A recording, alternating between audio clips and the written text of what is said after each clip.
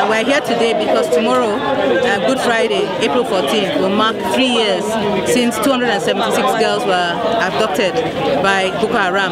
They were asleep in their school when terrorists came in and took them away from their school. 57 girls jumped off the trucks and escaped, and that left 219 girls that were taken away by Boko Haram. Since then, 3 of them have found their way to freedom.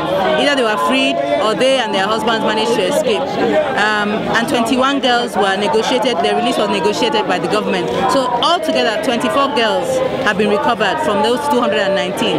There are still 195 girls in captivity, and they have been in captivity for 3 years. I want you just to imagine being locked up in your room for 1 day. You are not able to go anywhere. Then imagine you are locked up in your room with somebody who is going to oppress you, enslave you, rape you, and do all kinds of things to you. Now imagine that 1 day multiplied by 365. That is what those girls have been going through. That is what their families have been going through. Their mothers, their fathers, their brothers, their sisters, their aunties, their communities. That is what Nigerians have been going through, as we too are fearing that just as those girls were able to be taken from their school, our own children are not safe in our schools, and they can be taken at any time. What kind of a country is that?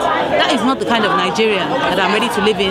That's not the kind of Nigeria that I'm going to live in, and that's not the kind of Nigeria that I will live in. And for that reason, myself and all these other people you are seeing here, we are here demanding that they bring back our girls, that government recovers those Chibok girls, that government makes sure that anybody else who suffers from abduction or kidnapping in this our country is rescued. The government mobilizes to rescue them. Lagos State has done it. They've shown that it can be done. What can be done in one part of the country we must be able to do in other parts of the country, and that's why we're here. We're also fighting for our military and our police. These are patriotic Nigerians who are putting their lives on the line to keep us safe. They must be looked after. They must be cared for. They must be in conducive environments, clean, hygienic, with food, with drink, and their families must be cared for. With those that die as a result of fighting for us, they should not have to worry about their families. Their wives, their children should not have to worry and be on the street. So there are many things we are fighting for in Nigeria, and that's why we're demanding that government brings back our girls. Mr. President, bring back our girls now and alive. In Lagos, we identify with, and I want to assure you that we are all part of this struggle. The main thrust of the duty of any responsible government is the safety of lives and property of the citizens. And it's only on this pedestal that every other thing can be built. There is no doubt that since Chibok girls went missing, a major part of our country went missing.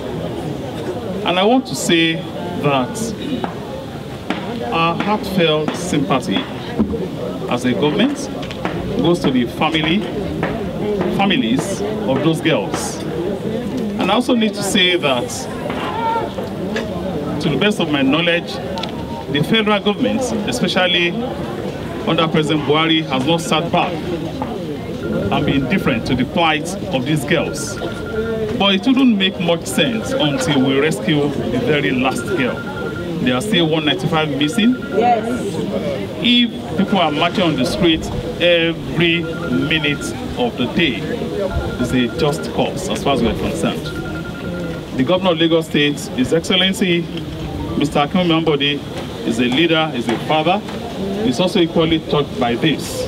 And you agree with me that as a government in Lagos State, we are not paying lip service to issues bordering on security of our people.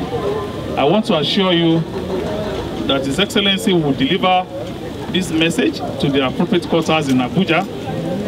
And I believe also that the authorities in Abuja too will treat this matter with all the seriousness and urgency it deserves.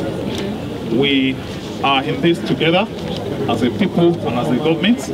And I want to assure you, on behalf of His Excellency, that we shall continue to do all that is within our power to ensure that all these girls are brought back well and alive.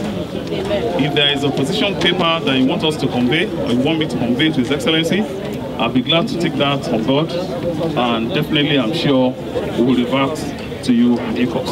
Thank you very much.